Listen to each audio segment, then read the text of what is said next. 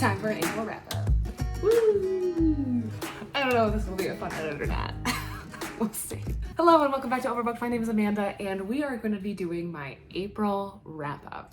I am so excited because I'm finally done with my class. Yeah! Which means I have no other obligations other than my work and my reading. So I'm excited for May, but we'll talk about April first, okay? I actually had a pretty decent reading month in April, given the fact that I was doing finals and had like a lot of other stuff that's going on in my life.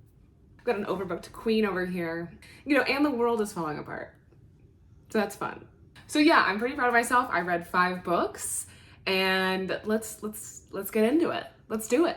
The first book that I finished in April was Yellow Wife by Sequika Johnson. I've seen the Yellow Wife all over Bookstagram. Everybody that I follow on Bookstagram has talked about it and is reading it and has loved it.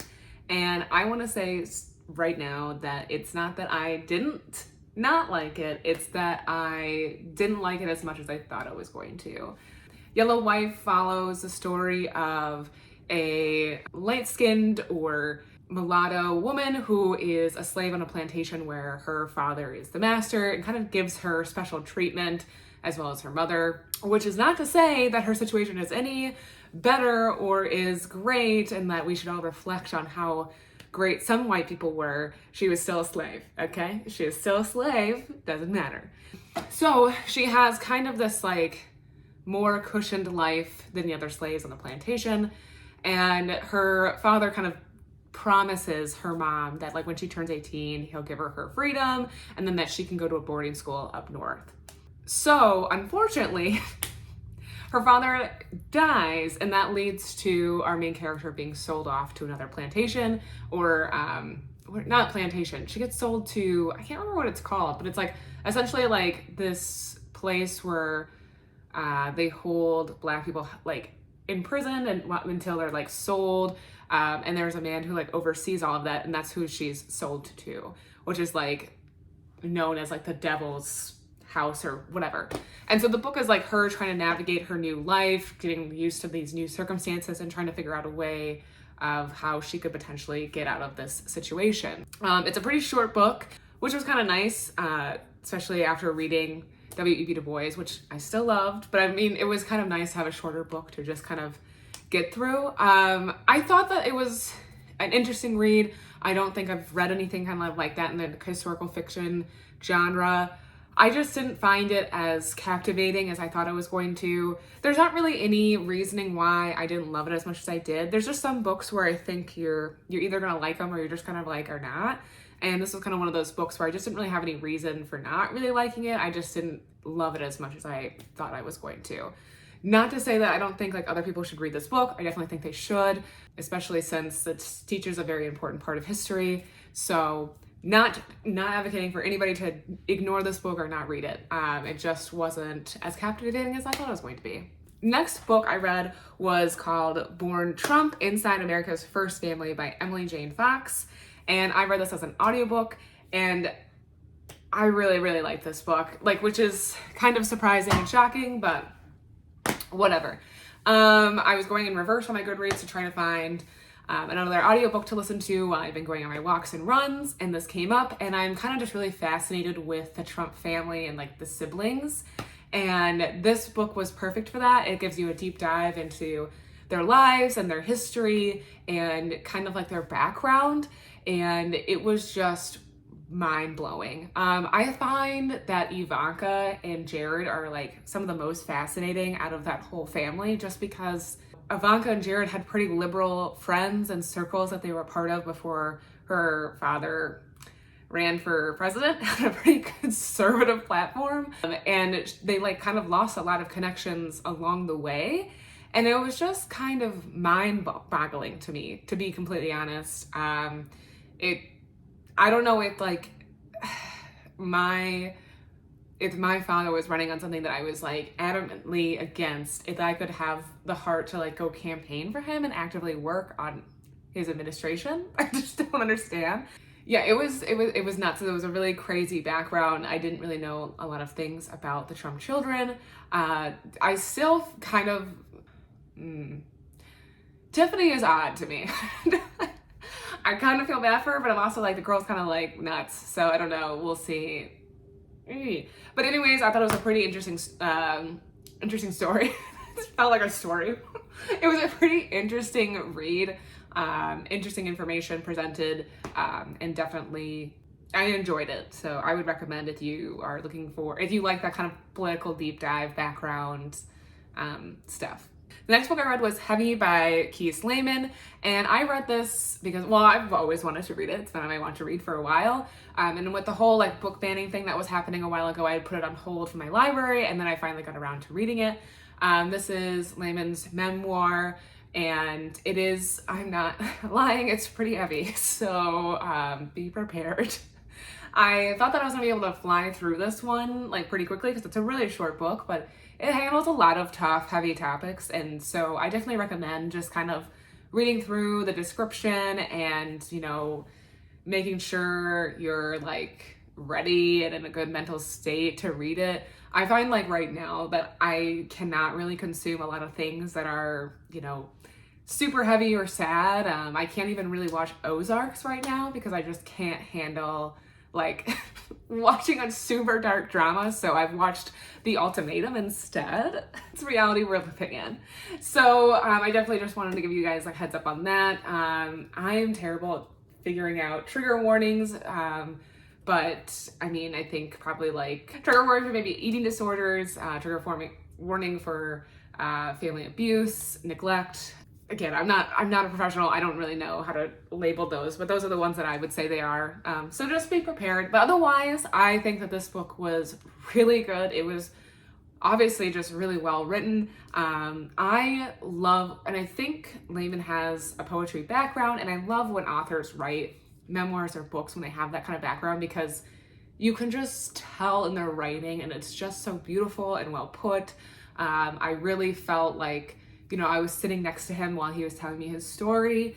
It was just really a captivating and really important perspective and story that we need to hear about. Like, you know, we need to hear these perspectives and hear about these people's lives to be able to emphasize and understand what a lot of people are going through, and I really enjoyed it. The next one I read was Moon of the Crusted Snow, and I don't know how to pronounce this name, so I apologize, by Wabishig Rice. I read this for a buddy read with Rachel, which at the time of filming, I am meeting with her tonight, so I'm sure I'll have much more perspective and information to give after filming.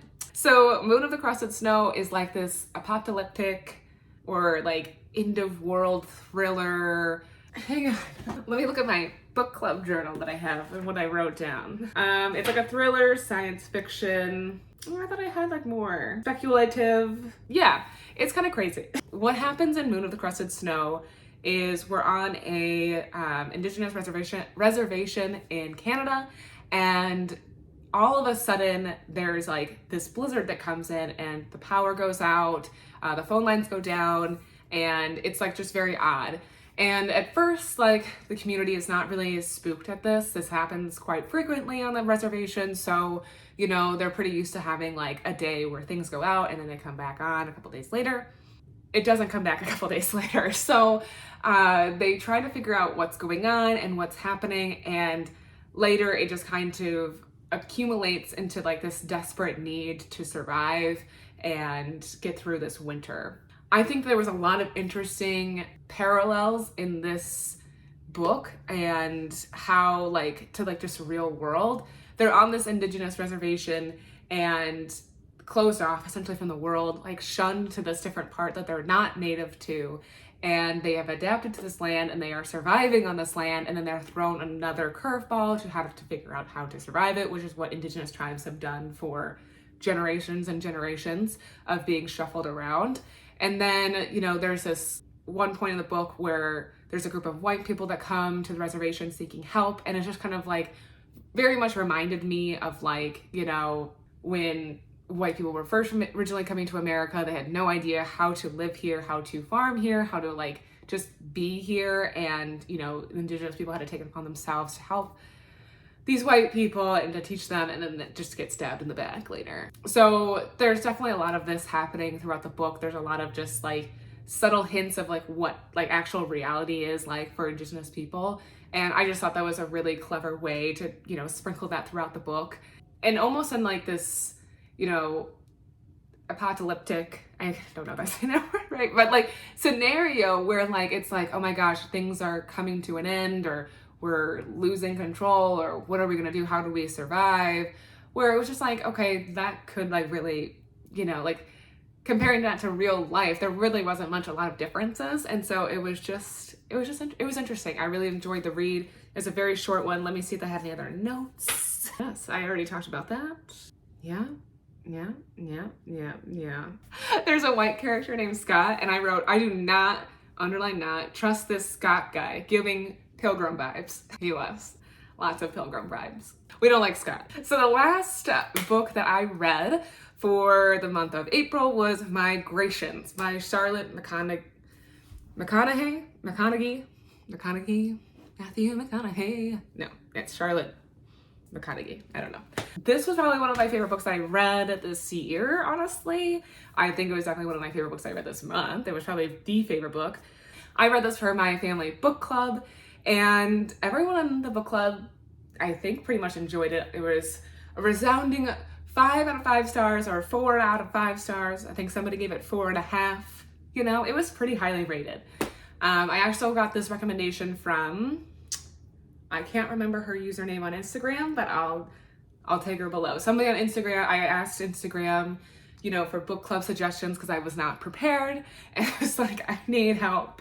And I was given this, and, you know, my book club ran with it. So I will make sure to link her below. And also, if you're not following me on Instagram, follow me. It's fun, okay? I don't do a lot of reels or post a lot, but, you know, sometimes I talk in my stories, so it's fun. Anyways, Migrations is about this character, Franny, who is trying to follow the last migrations, or last migration, I guess, of the Arctic tern. We're living in this world where climate change has gone so bad that almost all animals are extinct. And the Arctic tern is like the last of, I think they're like the last of these bird species. And it's expected that this is going to be their last migration. They're not going to be able to survive the trip. They won't be doing it again. And so Franny, who has the knowledge and knows how these birds are going to migrate and where they're going to go, tries to find a ship or a fishing ship to take her on this journey to follow their migration, because they essentially follow the fish in their migration, because that's what they eat. And so they travel over like oceans and water, whatever. So since we're also living in the world where most animals are extinct, fish is no exception.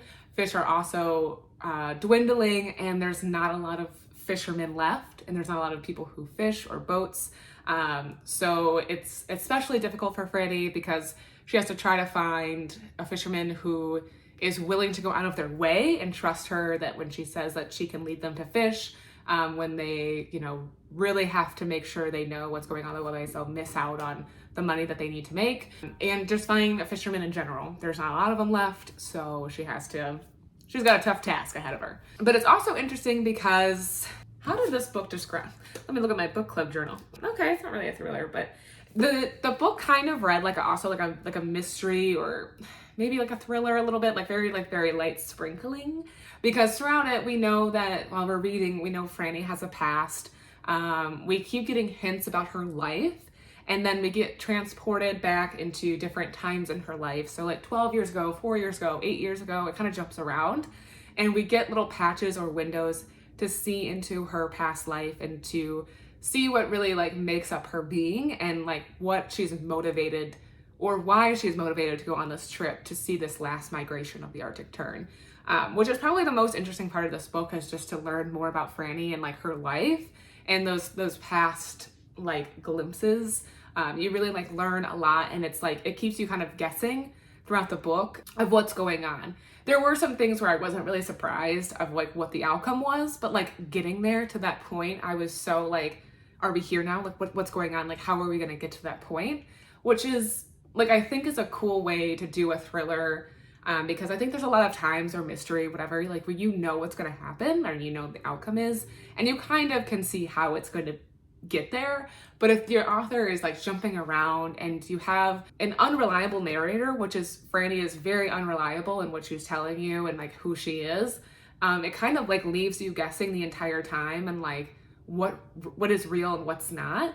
So that's a really fascinating aspect to this book that I really, really enjoyed. And I also personally just really liked the inclusion of how dangerous climate change can be in a reality that is not really that far-fetched, you know, since climate change is real and we're going through the effects of that every day. So I thought that was a really interesting like part of the discussion that we had, and just like relating that to real world experiences and like how like, you know, today's climate change could potentially like bring these results in, and like what is that world going to look like.